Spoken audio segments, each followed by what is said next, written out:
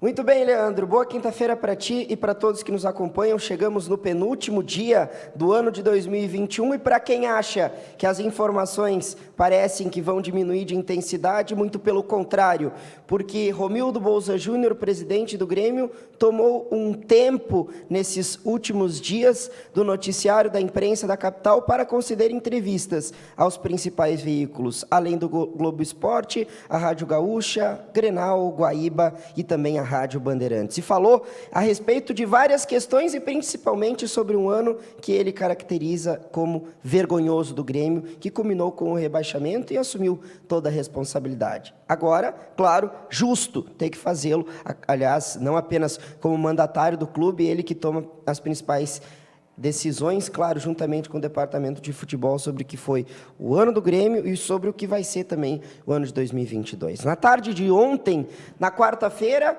concedeu entrevista à Rádio Bandeirantes e falou sobre diversos assuntos, principalmente sobre rebaixamento, mas também como vai ser essa remodelagem do ano de 2022 com um time que vai ter que disputar a Série B, com uma nova realidade. A folha do Grêmio deve estar na casa dos 7,5 milhões. O presidente já havia dito que vai trabalhar em cima desses valores. É a maior folha em tese, né? E na prática também vai se concretizar como a maior folha do Campeonato Brasileiro Série B. O Grêmio trabalha para remontar esse elenco, já foram anunciados alguns nomes, do qual eu mencionei ainda ontem, e também há especulações.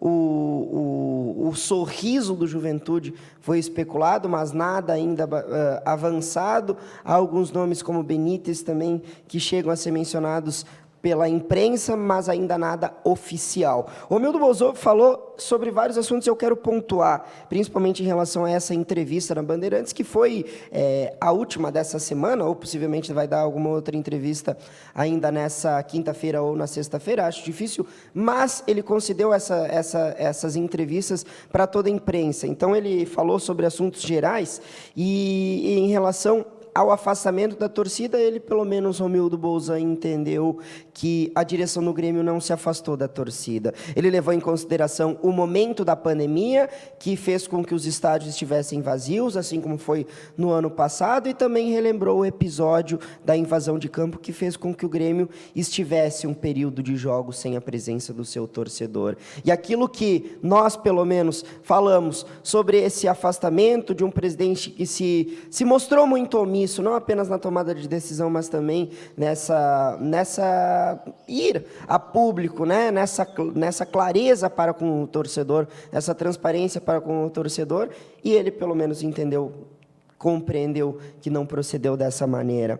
Não havia gestão. Essa foi uma frase dita por Denis Abraão na sua renovação, né? Se é que dá para dizer na renovação de Denis Abraão, mas na continuidade do processo de Denis Abraão, naquela entrevista coletiva, onde a direção do Grêmio bancou o Denis Abraão para mais um ano. E o Denis Abraão, quando mencionou o seu antecessor, Marcos Herrmann, disse essa frase, que não havia gestão. E o presidente Romildo Bolzan, quando questionado a esse respeito, disse que até chegou a pedir explicação para Denis Abraão, mas não entendeu que ele falava sobre o trabalho da antiga gestão de futebol do Grêmio de Marcos Herrmann, mas sim falava em relação à gestão de pessoas. Entendeu até que era detalhe, abre aspas, não me preocupei, porque achei que falava de pessoas. Não aceito nada fora de detalhes. Ou seja, ele achou que a fala do Denis Abraão foi apenas detalhe, não que foi uma bomba, como se mostrou, e para o Conselho de Gestão, todo mundo sabe que nos bastidores, o Conselho de Gestão, que tinha Marcos Herrmann, como um dos que passou pela pasta, mas que também teve Duda Cref, e todos esses que em algum momento tiveram uma contribuição para com o departamento de futebol, isso soou como uma bomba. Pelo menos o Romildo Bolzan passou panos quentes em relação a isso. Ele falou algo que foi não apenas uma notícia arrasadora, como também algo que vai de encontro ao que foi feito em 2021. Pois é, Diego Souza pode estar retornando à arena. O presidente Romildo Bolzan, que já havia feito essa primeira manifestação para a Rádio Grenal no início da semana, dizendo que poderia sim ter um contato com o Diego Souza e que ele poderia retornar, mais uma vez reiterou isso à Rádio Bandeirantes na tarde de ontem. Ele disse que o Diego Souza, que foi um dos nomes que passou por várias polêmicas nesse ano, poderia ser recontratado. O vínculo contratual com o Diego Souza se encerrou nesse ano e ele foi liberado. Mas, devido a uma escassez no mercado em centroavante, o Diego Souza poderia estar retornando. Abre aspas, há uma escassez de centroavantes e, se mantivermos essa discussão, pode-se recontratar do atleta por ter respaldo, rescindido seu contrato e por ter respaldo da direção. E aí é o questionamento da torcida. Será que o Grêmio não tem essa capacidade de enxergar o mercado, por mais que tenha algumas adversidades em encontrar um camisa 9 para disputar a Série B? O Grêmio não tem culhão? E essa é a palavra do futebol. O Grêmio não tem culhão, o Grêmio não tem capacidade de conseguir enxergar, desbravar o mercado. Será que não tem ninguém disponível no mercado brasileiro, no mercado argentino, no mercado do exterior, aqui da América do Sul, para conseguir substituir o Diego Souza? Abrir mão daquilo que todo mundo fala, que é aquela autoestima do torcedor do Grêmio, em ter o jogador que foi uma das lideranças que fizeram parte de um grupo que rebaixou o Grêmio, e a direção vai absolutamente descartar tudo isso e recontratá-lo? Foi um jogador, sim, que fez gols, foi um dos artilheiros do Grêmio. No entanto, esteve junto com o grupo que rebaixou e sendo protagonista no vestiário. Todo mundo sabe da história do Felipão, que pediu a cabeça de jogadores, entre eles o Rafinha e o Diego Souza. E a direção vai passar por cima disso para trazer o Diego Souza mais uma vez para a Série B? E quanto ganhava o Diego Souza? Vai ganhar um salário semelhante ou vai ganhar um salário um pouco inferior? É preciso tomar bastante atenção em relação a isso. O Douglas Costa também foi pauta do Romildo Bolzan nessa última semana e, mais uma vez, se omitiu. Abre aspas. Não sou juiz de ninguém. Se preferiu e pegou, se manifestou, né, em relação às saídas para casar, como se mostrou no extracampo, ele disse, se o jogador se manifestou, vai ter que pagar o preço, seja para o lado positivo ou para o lado negativo. Temos um contrato e tenho que respeitar. Até chegou a brincar com a imprensa. Se alguém tem uma resposta, que me diga. O Diego Souza, sim, o Douglas Costa, perdão, ele tem, sim, um empresário que está tentando fazer algumas investidas, mas tem um contrato com o Grêmio. Agora, o próprio presidente disse, pode ser que nós tenhamos o Douglas Costa, se não entrarmos em um consenso. Mas não é acessível ao Grêmio pagar um salário que hoje gira na casa dos 1.500, do 1.500.000, né? 1.500.000, 1,5 milhão para o Douglas Costa na Série B. Não é acessível para os cofres do clube. E o Romildo Bolzan falou, esse foi um ano vergonhoso para o Grêmio. E está correto, assumiu a responsabilidade. O que vai ser para o ano que vem, para o ano de 2022, é algo que a torcida ainda começa a se questionar. Alguns nomes podem ainda soar como especulação, mas o Grêmio deve confirmar mais um ou dois nomes, isso foi dito até pelo próprio Romildo Bolzan ainda na tarde da última quarta-feira. Muito bem, Leandro. Mais confirmações oficiais se espera por Benítez e também por Sorriso.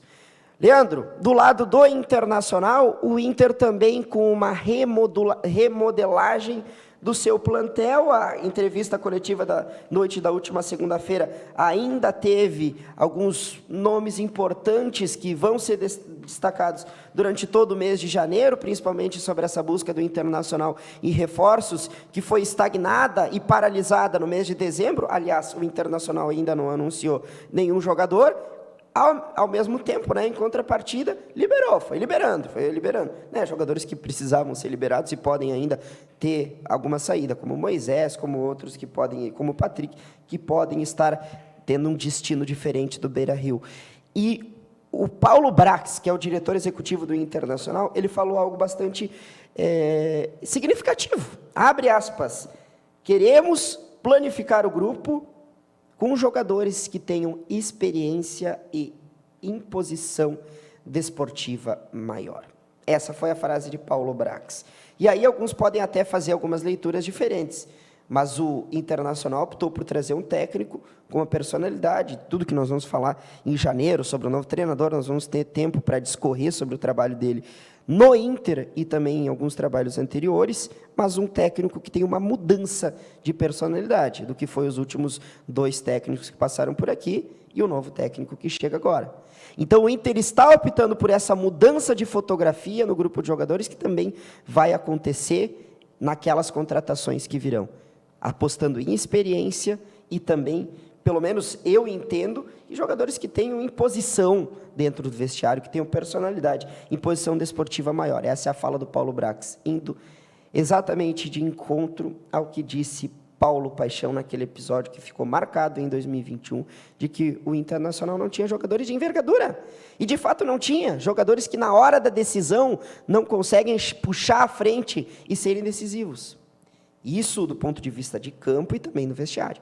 E o Internacional, de forma indireta, expôs. A direção expôs, por meio do Paulo Brax, diretor executivo, de que as novas contratações e o Inter buscam uma mudança de fotografia que vai exatamente de encontro ao que disse o ex-coordenador da preparação física, Paulo Paixão.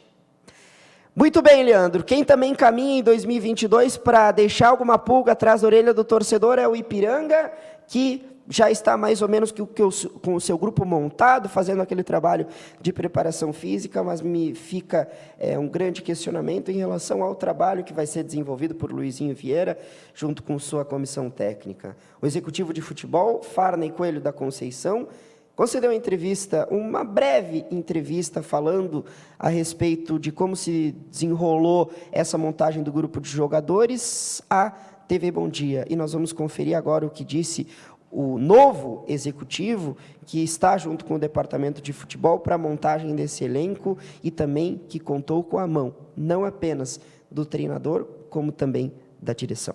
Confira. Sobre a construção da equipe, na verdade a gente tentou manter, né, aquilo que o Ipiranga tinha de bom, né, que era a base, né. Mantivemos o Alan, o Renato, o Mikael, o Robson, o John Lennon, o Diego, acho que tem mais o Eric, o Léo Santos, o Luiz Felipe, acho que 10 atletas, tá? Do antigo time. Contratamos pontualmente aí 13, 14 atletas. Todos os atletas que a gente contratou sempre respeitando todos os departamentos do clube, né, e a direção. Então, primeiro a gente passava para a direção do clube, para viabilizar o nome. Depois a gente passava para a análise de desempenho, para ver toda a análise do jogador, né, toda a questão de números. Depois, se já tivesse algum número que a gente não estava muito confiante, a gente passava para o departamento de fisioterapia, departamento médico, para fazer uma avaliação das últimas lesões, para saber o grau de risco, né, que a gente teria com esse atleta. E depois a comissão técnica validava isso, né? Validava a contratação sempre dentro do perfil que o Luizinho pedia, né? Alguns nomes o Luizinho indicou, outros nomes eu indiquei, alguns nomes a direção indicou, outros o analista indicou, mas sempre em consenso com todos, tá? A montagem do plantel foi uma montagem feita com consenso, né? Da diretoria, da comissão técnica e do departamento de futebol. Sobre a primeira semana de janeiro, a gente vai começar a trabalhar a parte tática, né? Ele nesse primeiro momento ele trabalha muito conceito de jogo, né? Muita intensidade alta, com ênfase na parte física, né? Para dar realmente uma base para esses atletas. E agora em janeiro a gente entra na parte tática. Dia 8 a gente já tem uma primeira amistoso lá contra o Azures em Pato Branco. E aí tomara Deus que a gente encaixe. Por enquanto a gente está encantado com o que a gente está vendo de trabalho do Luizinho e de qualidade técnica dos atletas. A gente espera conseguir reverter isso para o campo, né, para realmente no jogo, né, a gente conseguir ver essa qualidade deles no campo de jogo. Mas a primeira impressão é muito boa, tanto da equipe quanto do trabalho do Luizinho. Muito bem, Leandro. O trabalho vai se mostrar a partir daquilo que começar em janeiro. Nós podemos avaliar treino? Não se avalia treino, por mais que se possa dizer que treinos com qualidade no jogo, eles se refletem. O Júnior Rocha falava muito isso, eu posso até concordar, mas na prática o que acontece dentro de campo é um pouquinho diferente. E o Ipiranga fala, né, em relação a essa montagem de elenco, até me chama a atenção todo clube profissional passa por isso. Né? Numa montagem de elenco, passa pela mão da direção. Ele explicou um pouco desse processo, mas é algo que é bastante comum e qualquer clube profissional vai passar por isso na hora da montagem do elenco. Que houve consenso em relação aos nomes, segundo ele, do departamento de futebol, junto com a comissão técnica, da direção, do departamento de fisioterapia, do departamento médico, houve um consenso em relação aos nomes. Vamos começar a trabalhar a parte tática em janeiro. Isso foi o que disse o Farney Coelho da Conceição. Então, o Ipiranga faz um trabalho físico, que é muito comum, né? Desse pós-temporada. Não é nem categoricamente uma pré-temporada. É um período em que o Ipiranga começa a treinar. E também disse que o Ipiranga vai, no dia 8, enfrentar o Azures, em Pato Branco. Uma equipe de pouca expressão.